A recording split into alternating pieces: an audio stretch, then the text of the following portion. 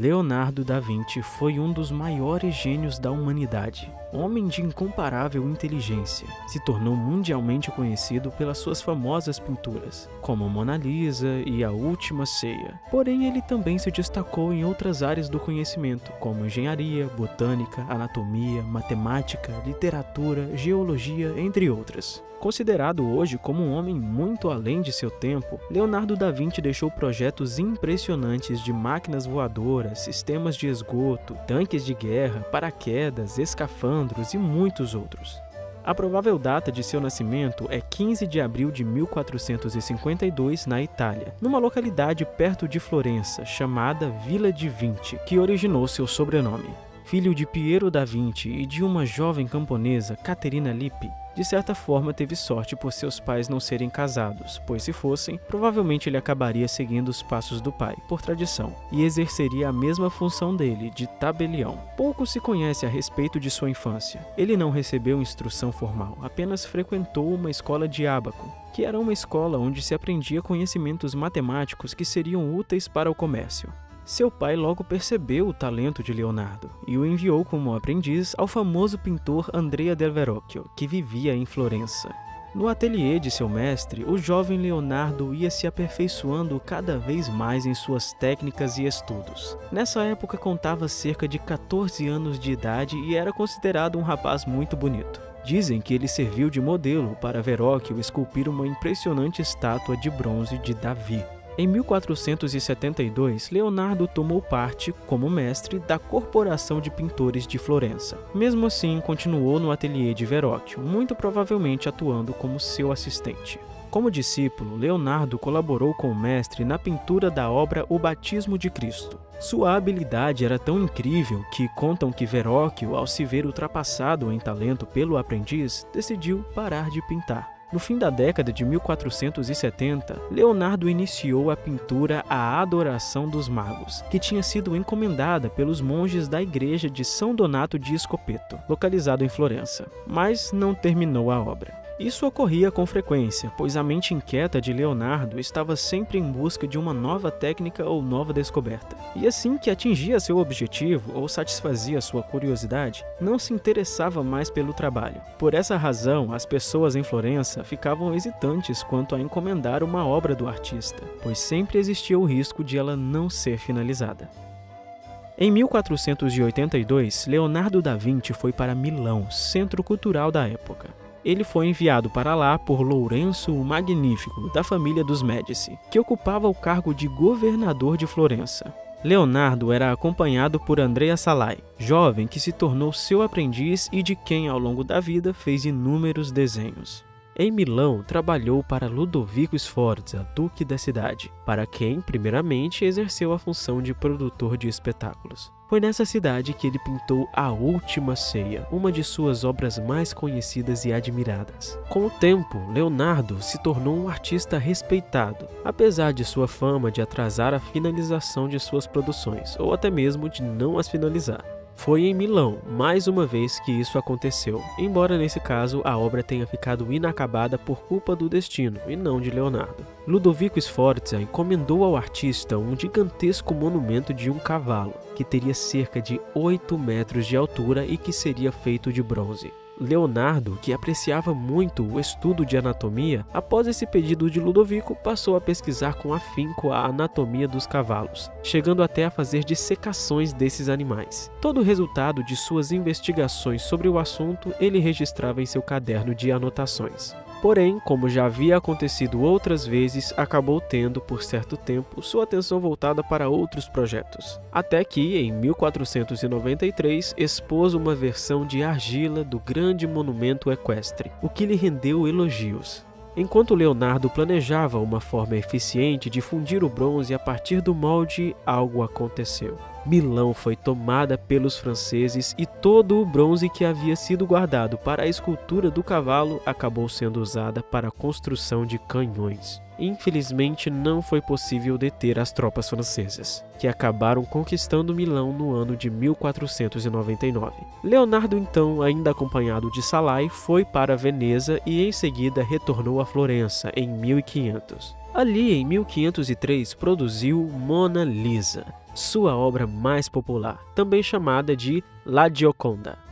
No ano de 1506, retornou para Milão, junto de Salai e com o jovem Francesco Melzi, que ainda um menino foi acolhido por Leonardo como pupilo devido à grande amizade que tinha pelo pai do garoto. Leonardo permaneceu em Milão até 1513 e em seguida foi para Roma. Como já havia se tornado muito conhecido, sua fama chegou até Francisco I, soberano da França, que o convidou para viver nesse país. Lá em 1516, Leonardo da Vinci se instalou numa residência próxima a Amboise, recebendo o título de pintor, arquiteto e mecânico real. Em 1519, sentindo-se fraco e doente, com paralisia numa das mãos como sequela de problemas de saúde, providenciou seu testamento. Entre seus herdeiros estavam Melzi e Salai, que ficaram com manuscritos e obras artísticas e científicas do artista. Leonardo faleceu no dia 2 de maio de 1519. Tinha 67 anos de idade. Consta que foi enterrado na igreja de Château d'Amboise, que chegou a ser demolida por volta do começo do século XIX. Muitos anos depois, restos mortais, possivelmente de Leonardo da Vinci, foram encontrados no local e levados até a capela de Saint-Hubert, localizada na parte externa do castelo de Amboise. Leonardo da Vinci era possuidor de grande beleza física, forte, musculoso, com cabelos loiros e cacheados. Era elegante e carismático. Não bastasse isso, era um homem simpático e generoso, o que fazia com que tivesse muitos amigos. Como amava os animais e a natureza, era vegetariano. Além disso, outras duas características do gênio se destacam. Era extremamente observador e curioso. Para ele, era necessário observar em etapas tudo o que estivesse ao seu redor. Assim, nenhum detalhe seria perdido.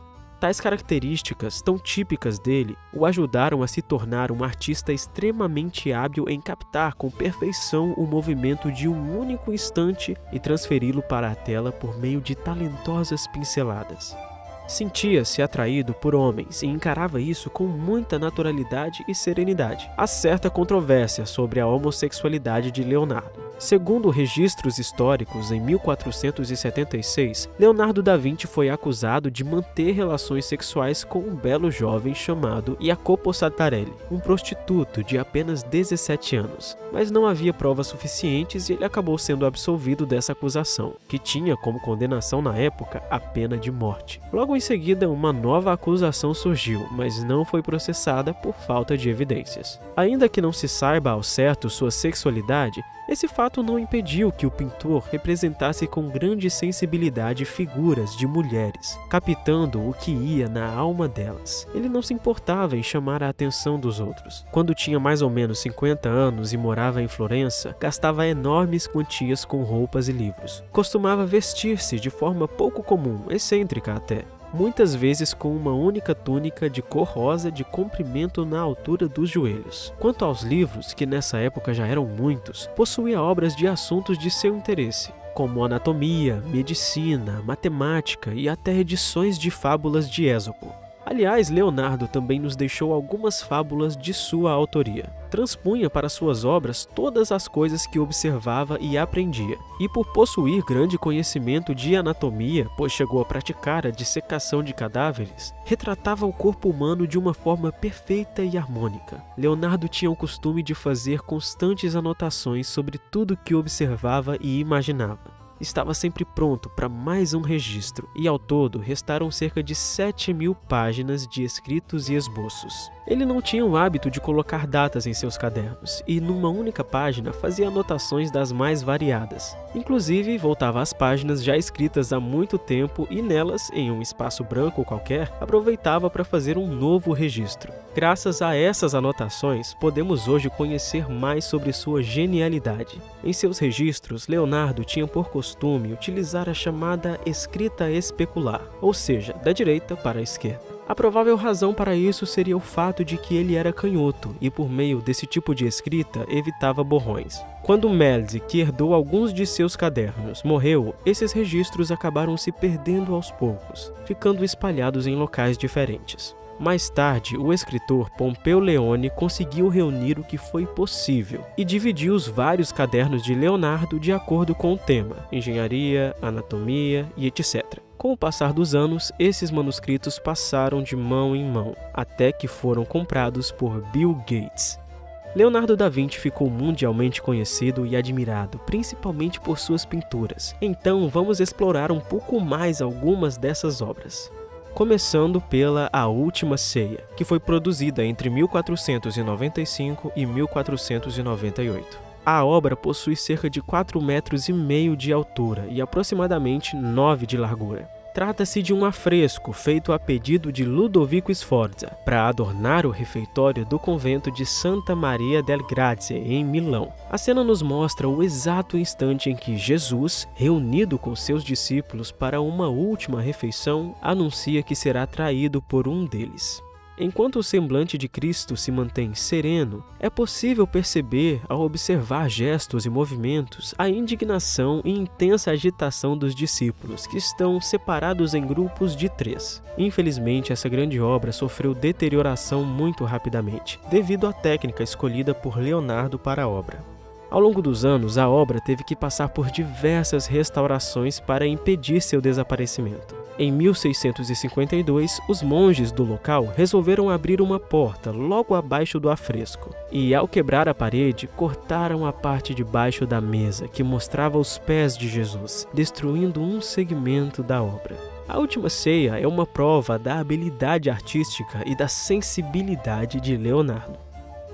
Agora vamos falar de Mona Lisa, ou La Gioconda, pintura iniciada em 1503. Diferente da grandiosidade de A Última Ceia, Mona Lisa é uma obra pequena, medindo 77 por 53 centímetros. Embora muitos acreditem em um mistério acerca da figura retratada nessa obra, alguns até chegam a crer que a imagem poderia representar o próprio Leonardo da Vinci. A mulher dessa pintura era provavelmente Lisa del Giocondo. Lisa era a jovem esposa de Francesco del Giocondo, um comerciante de seda que residia em Florença. Francesco comissionou o retrato de sua esposa quando ela tinha aproximadamente 24 anos de idade. A obra, conhecida também por La Gioconda, tem como maior destaque o sorriso e os olhos da moça. O sorriso, embora discreto, parece exprimir uma real felicidade e satisfação. Dizem que Leonardo, enquanto estava fazendo esse retrato, mantinha no ambiente algumas pessoas que brincavam e faziam graça, a fim de provocar o sorriso da modelo Lisa. Outro ponto bastante interessante são os olhos, retratados de tal forma que, ainda que o observador, quando se mova para os lados, tenha a nítida impressão de que os olhos penetrantes de Mona Lisa o estão seguindo. Embora iniciada em 1503, quando Leonardo se mudou para Milão, levou a pintura com ele, e até 1517 ainda por vezes acrescentava pinceladas à obra. A pintura permaneceu com Da Vinci por longos anos e passou por diversos donos até entrar para o acervo do Museu do Louvre. Fato curioso ocorreu em 1911, quando a obra desapareceu e só foi constatado seu roubo cerca de 24 horas após o ocorrido. Apesar das investigações, a polícia não desvendou o crime e o quadro ficou desaparecido até 1913, quando foi localizado em Florença, junto a Vincenzo Perugia, autor do roubo e antigo empregado do Museu do Louvre. Após seu retorno, a Mona Lisa permanece exposta no Louvre e é a obra mais vista do museu, atraindo milhões de pessoas anualmente. O Homem Vitruviano foi feito em 1490. E não é necessariamente uma pintura de Leonardo, mas sim um de seus desenhos mais conhecidos, que mostra um homem nu com proporções totalmente harmoniosas. Suas pernas e braços estão abertos dentro de um círculo e de um quadrado sobrepostos. Leonardo da Vinci se baseou em uma obra de Marcus Vitruvio Polião, arquiteto romano que viveu no século I a.C., que queria mostrar as perfeitas proporções do corpo humano. Esse desenho, em que arte e ciência se misturam, está de pleno acordo com a época em que foi feito, o Renascimento, pois coloca o homem numa posição de importância diante do mundo. O Homem Vitruviano encontra-se atualmente na Galleria dell'Accademia, em Veneza, na Itália. A lista de obras e invenções de Leonardo da Vinci são impressionantes, sendo o autor de alguns dos quadros mais famosos de todos os tempos. Um cientista e estudioso da natureza e anatomia e um grande inventor, com projetos que foram desde instrumentos musicais até máquinas voadoras. Leonardo da Vinci foi um homem curioso e de talento único. Suas ideias foram visionárias e não é à toa que alguns o consideram o maior gênio de todos os tempos.